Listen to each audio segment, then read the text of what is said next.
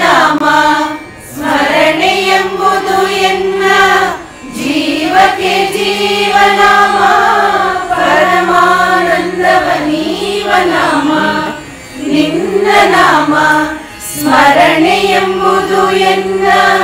ಜೀವಕ್ಕೆ ಜೀವನಾಮ ವರವ ಕೊಡುವುದೊಂದು ಭಕ್ತಿ ಭಾವದ ನಾಮ ವರವ ಕೊಡುವುದೊಂದು ಭಕ್ತಿ ಭಾವದ ನಾಮ ಈ ಪರಿ